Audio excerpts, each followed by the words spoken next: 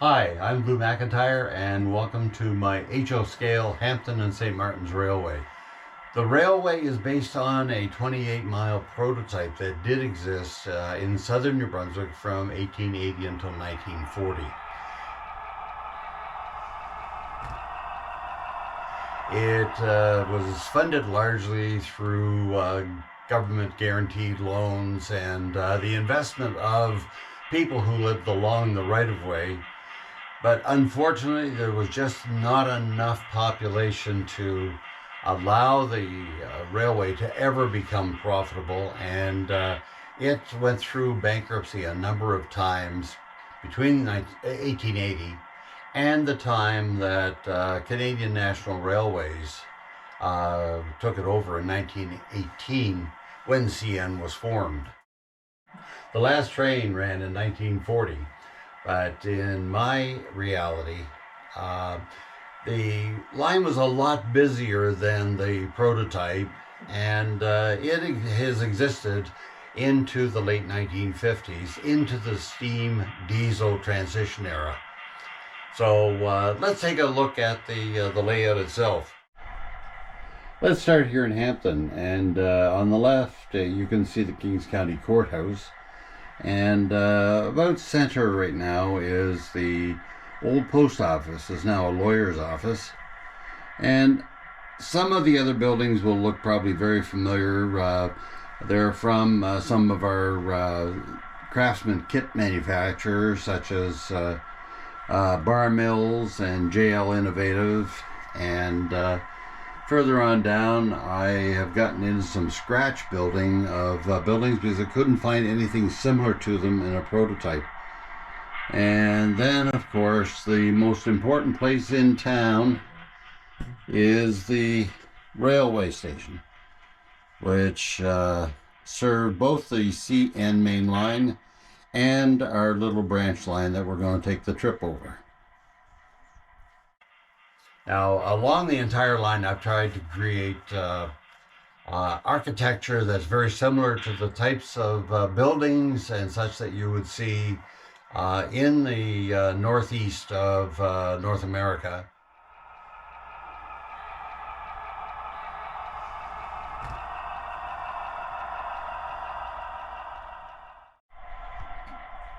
Leaving the station, what we're going to do today is we're going to follow a way freight that's going from Hampton all the way to St. Martin's, and that's it here on the back track, and it's pretty well ready to depart, and here we go.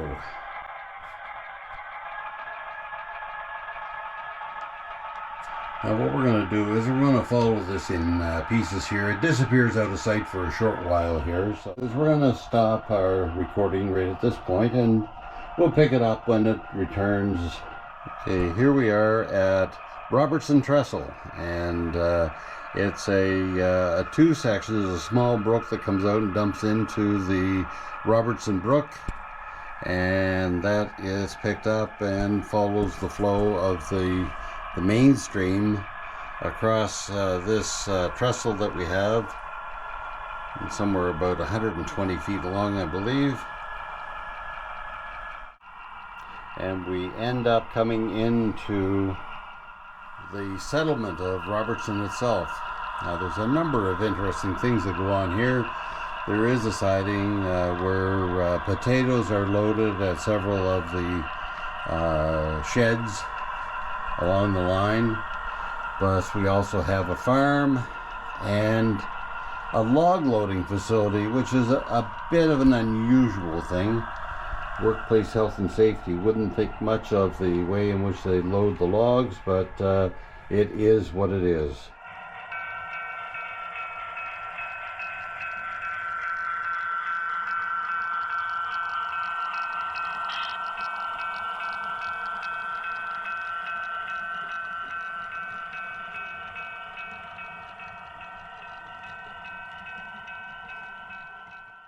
The potato warehouses at Robertson Siding are something that comes out of my family history. My grandfather did grow potatoes at Loch Lomond, and if he ever had a need to use the railway, the St. Martin's Railway would have actually been quite handy to where his farm was located.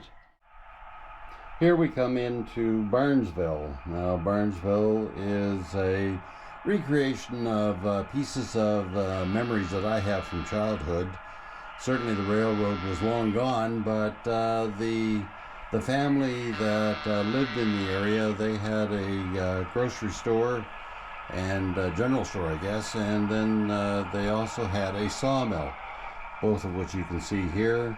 The yard that I've created is certainly more than ever existed in reality, but it is a very interesting place to spend a little bit of time switching during an operating session. And we have a switcher on site here, and they look after the potato warehouses, the log loading, plus they also look after heading down the line to the next little community called Upham. So here in Upham, we have the feed mill and the sawmill, and a fairly busy little community with its own post office and fire hall. And even on the prototype, the most notable thing is the two churches that sit side by side. And I remember one minister that had described his job as being hatch 'em, match 'em, and dispatch 'em. In this particular case, we've got the match 'em at the Catholic Church where a wedding is going on, and we've got a dispatch 'em here with a poor old gentleman having taken his last breath, is now being laid to rest. I also pay a bit of homage to some of the guys that I model with. In this particular case, this is the G.R. Henry feed mill at Upham, and G.R. Henry actually was the father of one of my friends, and he had a feed mill in PEI.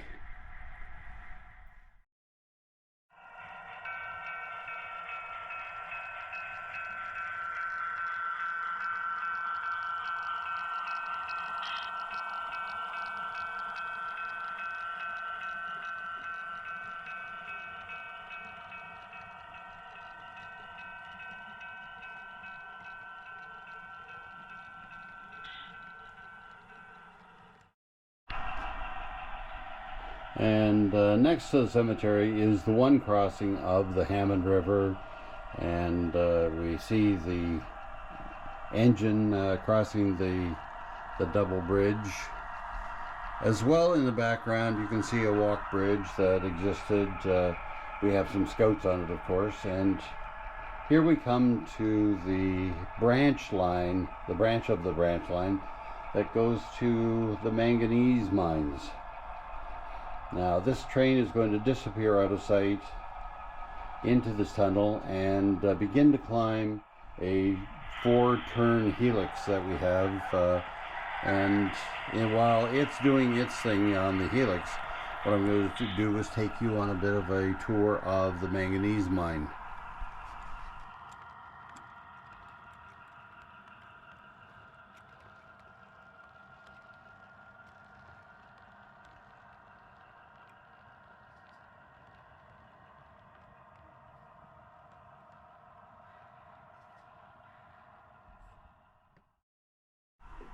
Here we are at the Glebe mine, which is one of two manganese mines that did actually exist in reality, although in fact they never were large enough to ever warrant having any railway operations. My reality is my reality, as they say. So I have railway serving both of the mines, and also heading to a concentrator where the ore from the mine is refined for shipping out to world markets via the port of St. John. Here we have something that I'm sure our friends at Workplace Health and Safety wouldn't be too happy to see. A couple of guys on these very, very tiny little cars unloading some tailings from the mine process. And now what we'll do is we will carry on over to the other of the two mines. This is the second mine here. It's the Markhamville Mining and Manufacturing. I call it 3M, although I think that name's already been taken.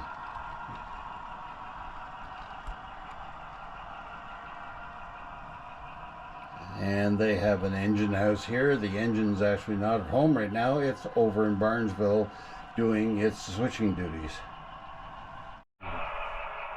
And here we see the freight that we've been following coming out of the top of the tunnel on the Helix and arriving at Patterson Siding. And it will carry on through to Henry Lake.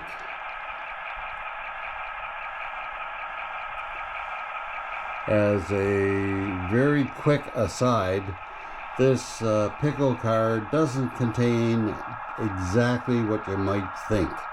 As you can see from the action in the background with the still, the folks there have product that they actually load into one of these bins on this car, and they are using some of the local products, either Apple Ambrosia or Maple Magic, and the stuff is not to be forgotten easily.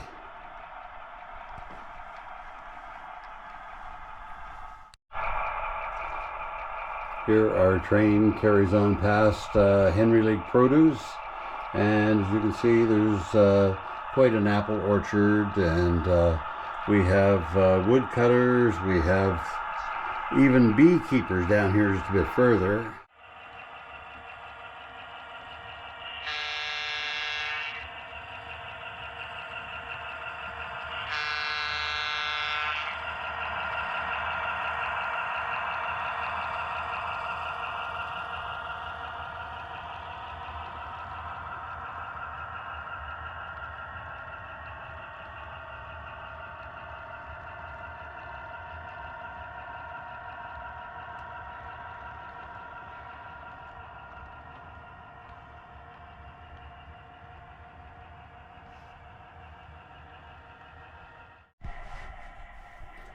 The Devine's Corner Grocery is named actually after another one of my modeling friends, and it is in fact the name of a location not far from the Hampton and St. Martin's Railway, Devine's Corner, so that worked out very, very well. Here it is opening day at the Henry Lake Ballpark, and the Henry Lake Hounds are defeating the Barnesville Red Barons by a score of 16 to 15. There's been a number of home runs, including a knockout. One of the home runs sailed over the fence and landed on the head of one of the Boy Scouts down here in the gully.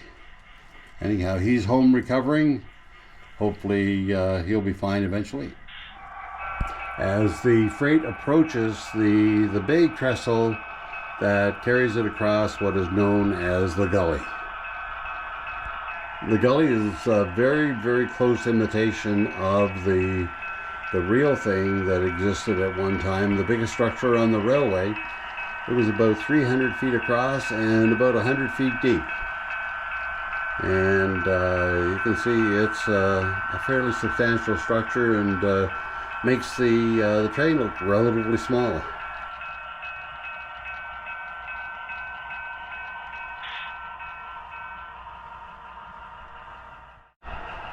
The next stop here is Porter Road, and the site of a log sawing and creosoting operation, and a cattle yard where we load some of our beef to be processed in St. Martin's.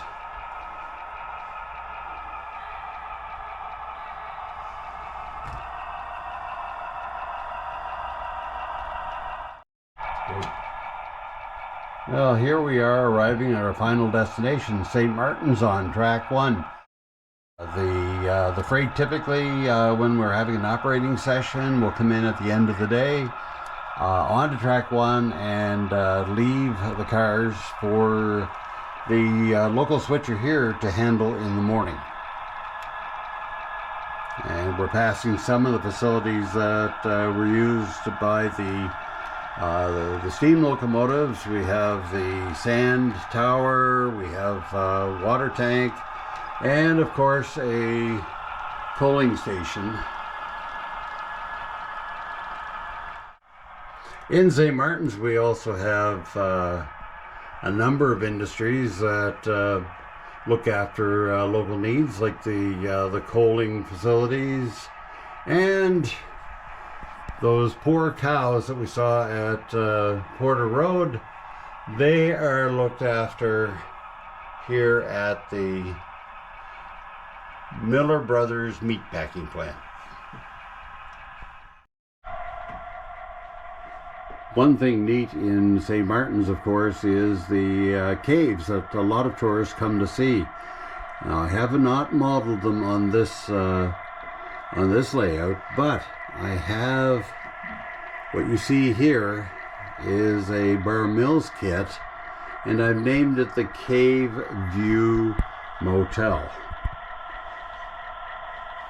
And it suggests that the caves themselves are not far away. They're just a little bit off scene here on our layout.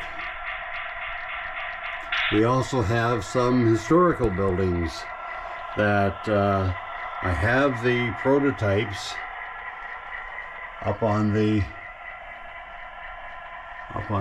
edge of the ceiling here, and you can see the buildings that they did exist back in the day at St. Martin's. And of course we have the models to represent the same buildings on the layout.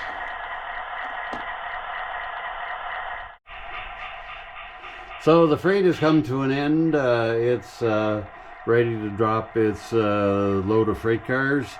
And we notice that there's a number of passengers waiting at the train station for the arrival of the passenger train. Today it may well be a doodlebug. And a little bit further along here, you see the gazebo and other parts of town. Here's an interesting sawmill right on the wharf. The sawmill was renamed after discovering a mouse that had taken up residence inside. It's now known as R.O. Dent Lumber.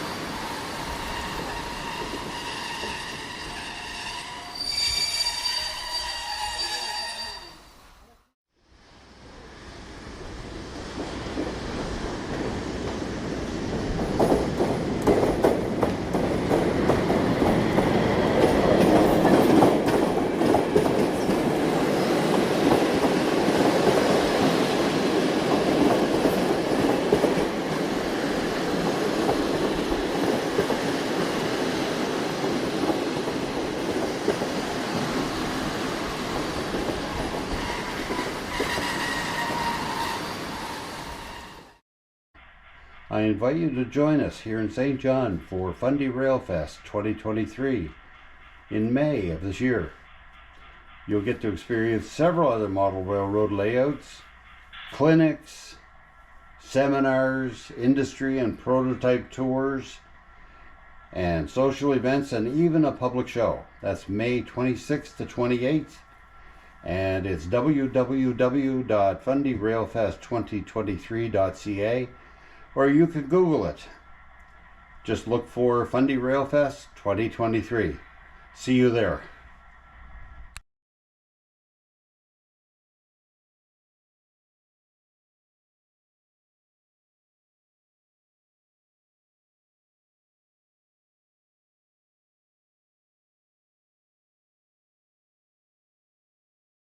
In 1940, and